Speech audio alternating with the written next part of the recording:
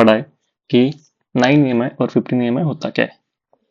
तो सबसे पहले अगर आप मार्केट में नए हो तो मुझे लगता है कि 9 EMI और 15 EMI का इससे भी पहले आपको जो मतलब मालूम होना चाहिए वो स्टॉप लॉस कहाँ पे रखना है, स्ट्राइक प्राइस कौन सी होनी चाहिए, रिस्क मैनेजमेंट क्या होता है, स्कैल्पिंग और इंट्राडे में क्या फ़र्क है।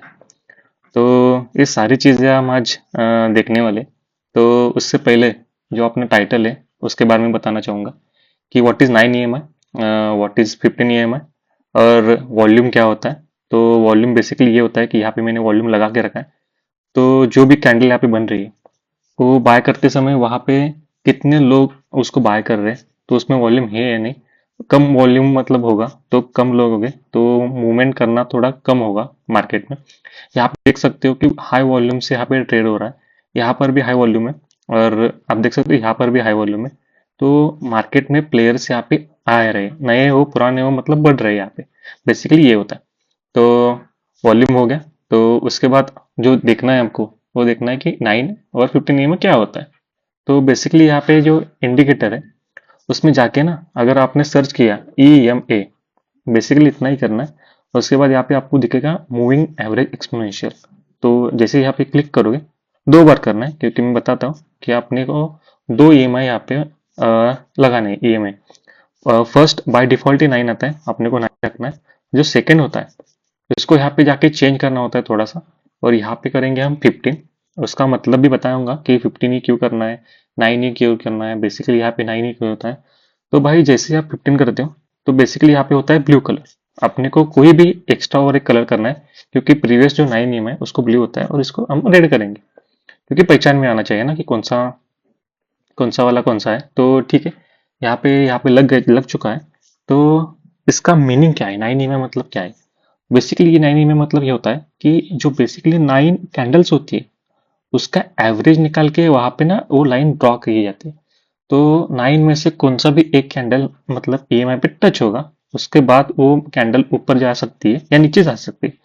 तो जैसे ही यहाँ पे टच हो रही है तो देख सकते हो 11:13 पे कैंडल टच हुआ है यहाँ पे, और टच होने के बाद कैंडल ऊपर गई है। तो अपना एक्सपोनेंशियल जो भी 9 EMI है वो ऊपर ऊपर ही जा रहा है। तो बेसिकली यही होता है इसमें, कुछ कोई भी कैंडल एक EMI के पास आके ऊपर जा सकती है नीचे जा सकती है। तो यहाँ से मार्केट ऊपर गया तो नेक्स्ट कैंडल देख सकते हो कि आप ऊपर ही है। तो अगर ये यहाँ पे आपका छूट गया है तो फोमो में आके आपको यहाँ पे बाय नहीं करना है क्योंकि नेक्स्ट कैंडल जैसे भी यहाँ पे देखो यहाँ पे अभी हो रही है कि EMI पे भी ओपन हुआ, तो यहाँ पे आप फिर से बाय कर सकते हो। और ये जो अभी EMI जा रहा है उसके बीच का एंगल ना 30 से ज्यादा होना चाहिए। अगर 30 से कम है तो आप फंस सकते हो।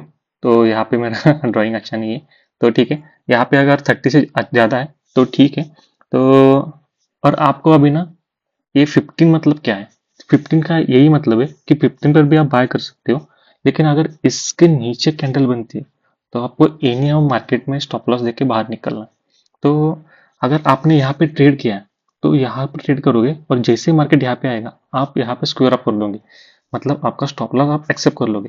तो इससे क्या होता है कि जो आपका स्टॉप लॉस है वो बहुत ही कम बनता है। और अगर आप यहाँ पे बाय करते हो ना तो विनिंग होने का चांसेस ना मोर देन 70-80% बनता है। और अगर आप इस पे ट्रेड कर रहे हो 1 साल 2 साल 3 साल तो आप इतने माहिर हो जाओगे कि इसका एक्यूरेटी परसेंटेज 90% से भी ज्यादा हो जाएगा आपके लिए।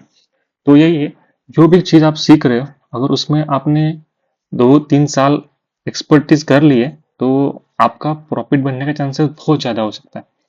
तो यहाँ पर बाय करना है और अपना जो मेन टारगेट होता है कि स्टॉप लॉस। तो जैसे ये कैंडल यहाँ से नीचे क्लोज देगा, क्लोजिंग हो जाएगा, तो मार्केट से बाहर निकलना है क्योंकि यहाँ से रिवर्स मार्केट हो सकता है। तो बेसिक यही पॉइंट होता है। तो ये तो हुआ है स्टॉप लॉस और EMI क्या होता है, वॉल्यूम क्या होता है। उसके बाद सब बोलते हैं कि मतलब स्ट्राइक प्राइस कौन सी लेनी है। तो स्ट्राइक प्राइस मतलब क्या होता है, अभी मार्केट कहाँ पे चल रहा है 52,138 पे। तो यहाँ से अगर लगता है आपको यहाँ की यहाँ से EMI पे मार्केट यहाँ से ऊपर जा सकता है तो बेसिकली 52,100 का यहाँ पे मतलब आपको at the money, at the money का यहाँ पे आपको जो भी स्ट्राइक लॉस होगा वो लेना पड़ेगा। एट द मनी लो या इन the money low. In the money मतलब क्या होता है कि इससे आगे पिछले वाला जो भी आप स्ट्राइक लॉस लोगे वो इन द मनी वाला होगा, मतलब ज्यादा अंदर वाला। और एट द मनी मतलब क्या है, जहां पर मार्केट अभी है, सस्टेन हो रहा है, तो वहां का ही आप अगर स्टॉप लॉस मतलब स्ट्राइक प्राइस लेते हो तो उसका एट द मनी बोलते हैं। यही होता है। अगर आप एट द मनी ले रहे हो तो उसका डेल्टा होता है 0.5। मतलब अगर यहाँ से मार्केट 100 पॉइंट ऊपर जाता है तो 0.5 इंटू 100 मतलब 50 पॉइंट आपको मतलब स्पॉट पे मिलेंगे। तो ये होता है। और अगर आप इन द मनी जाते हो तो इन द मनी में थोड़ा डेल्टा होता है ना, वो 0.5 टू 0.6 तक मतलब वेरी होता है। तो अगर 100 पॉइंट मूव हुआ तो इंटू 0.6 मतलब 60 पॉइंट्स आपको स्पॉट पे मिल सकते हैं। तो यही है, प्रीमियम का सब गेम है। अगर आपको एट द मनी करना है या इन द मनी करना है, एट द मनी का जो भी प्रीमियम होता है वो सस्ते होते हैं compare to in the money वाला। तो ये दो ही ऑप्शन है। अगर आप आउट ऑफ द मनी करते हो तो आपका फिक्स है कि वहां से लॉस होने ही वाला है। तो अगर आपको लगता है कि आउट ऑफ द मनी की में कैसे ट्रेड करना है, कितना लॉसेस हो सकता है, तो इसका बारे में जो मेरा फर्स्ट वीडियो वो उस पे ही है कि आउट ऑफ द मनी में आप ट्रेड कर सकते हो या नहीं कर सकते हो, अगर किया तो कितना लॉस हो सकता है। तो यही है स्ट्राइक प्राइस के बारे में। तो इसके बाद हम देखेंगे risk management. Risk management basically यही होता है कि अगर आपने यहाँ पे अगर बाय करते हो तो अपना यहाँ पे स्टॉप लॉस बनता है कितना, 100 पॉइंट का। अगर यहाँ पे 100 पॉइंट आपने लेना है तो यहाँ से मिनिमम 200 या 300 इतना पॉइंट तो आपको लेना ही पड़ेगा। तो तभी यहाँ से अपना जो रिस्क रेशियो बन रहा है वो बनेगा 1:2 या 1:3। वो 1:2 से ऊपर ही क्यों होना चाहिए, क्योंकि मार्केट में ना प्रोबेबिलिटी, ये सारा गेम है। अगर मार्केट में आपको लॉस होता है 2 बार तो थर्ड ट्रेड में ना, एक ही ट्रेड में आप दोनों का लॉस कवर करके प्रॉफिट में जा सकते हो। इसलिए 1:3 यहाँ पे लेना पड़ता है। तो अब जैसे ही आप 1:3 लेते हो तो आपके पास ना ये 100 का 3 बार आपका एसएल किसी भी ट्रेड में दे सकते हो। तो यही होता है, 1:2 ट्रेड लगे तो आपका रिस्क मैनेजमेंट 1:2 लो, 1:3 लो, 1:4 लो, ये सब आप पे डिपेंड है।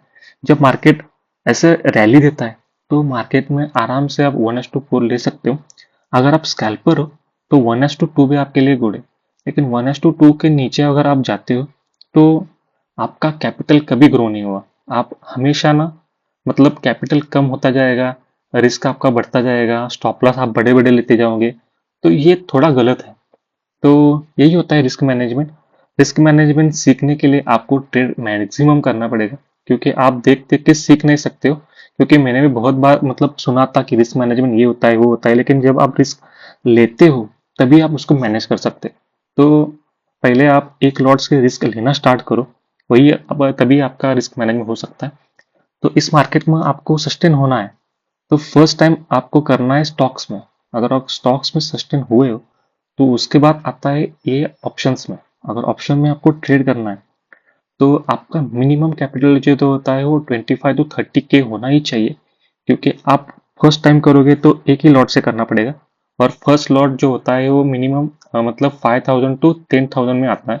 तो एक्स्ट्रा कैपिटल आप इसलिए रखोगे क्योंकि जब आपका जो लॉ मतलब फर्स्ट ट्रेड में अगर लॉस होता है तो आपकी साइकोलॉजी में कुछ फर्क नहीं पड़ेगा, क्योंकि आपके पास बेसिकली 25 to 30 के।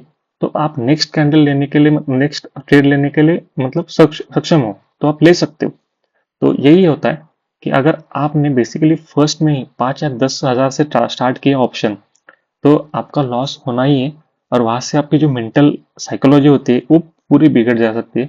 आप नेक्स्ट ट्रेड नहीं ले सकते हो, ऐसा मतलब ये गलत होता है। तो यही रिस्क मैनेजमेंट है, आपके पास 25 to 30 के होना ही चाहिए। तो इसके बाद सब बोलते हैं कि स्कैल्पर और इंट्राडे, इसमें फर्क क्या है। तो इसमें एक ही है, अगर आप स्कैल्पिंग करते हो तो आप छोटा छोटे पॉइंट लेते जाते हो। मतलब मैंने यहाँ पे ट्रेड किया और यहाँ पे मैंने छोड़ दिया, तो ये हो गया मेरा स्कैल्पिंग। तो इंट्राडे वाला बंदा क्या करता है, वो सुबह पे देखेगा कि मार्केट किस मुंह पे जा रहा है। अगर मार्केट ऊपर जा रहा है तो वो यहीं पे बाय करेगा और जैसे 3 बजेगा वो अपना ट्रेड क्लोज कर देगा। तो यहाँ से यहाँ तक वो ट्रेड मतलब होल्ड ही करेगा, कहाँ पे जा रहा है। अगर उसका भी एक स्टॉप लॉस होता है, अगर उस स्टॉप लॉस के नीचे गया तो वो क्लोज ही कर देगा। लेकिन स्टॉप लॉस नहीं जा रहा है तो वो पूरा होल्ड करेगा। तो उसमें क्या होता है, उसका मतलब स्टॉप लॉस तो फिक्स है लेकिन आने के लिए मतलब टारगेट बहुत होता है। तो बेसिकली इंट्राडे अगर आप करते हो तो ऑप्शन बाय के अलावा ऑप्शन सेलिंग इस सबसे बढ़िया होता है, नहीं तो फ्यूचर बाय। ये दो ऑप्शन है इंट्राडे में अगर आप करना चाहते हो तो।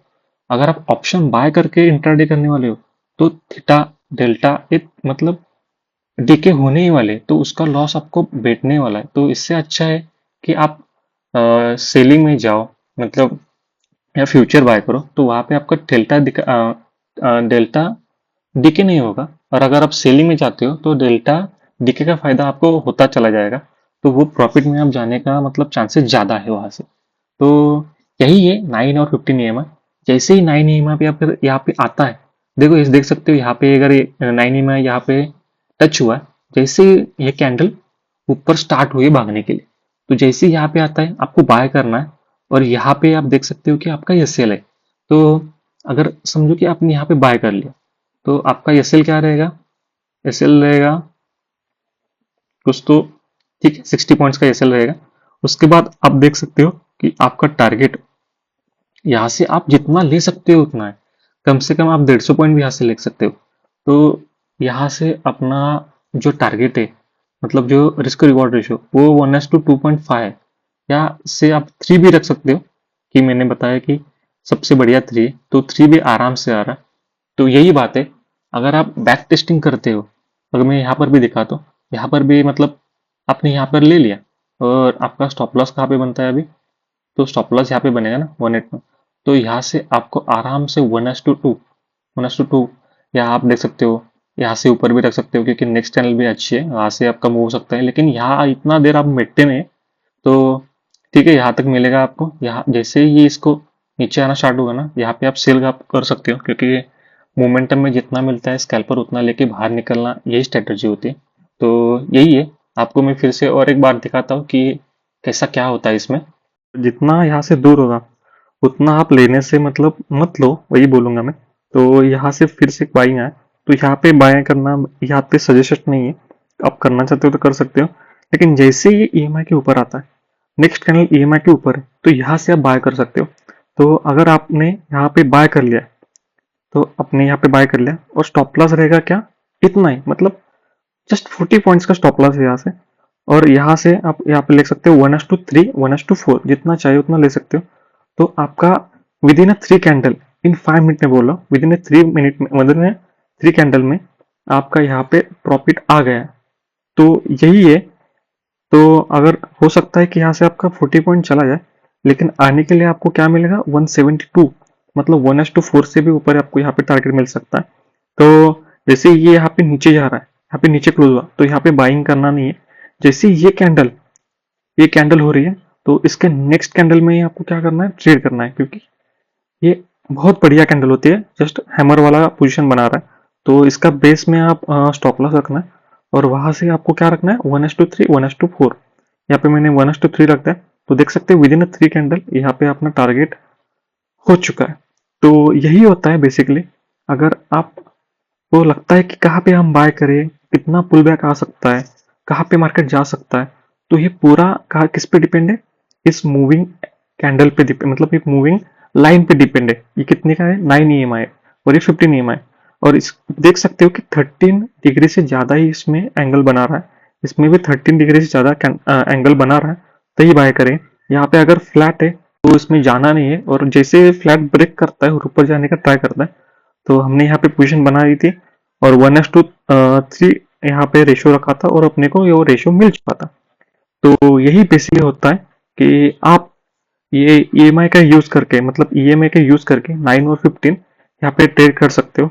और अगर आपको और सेफ जाना है इन द स्टॉक, मतलब स्टॉक लेते समय, तो यहाँ पे और एक ईएमआई आप ऐड कर सकते हो, और वो होता है 20 का।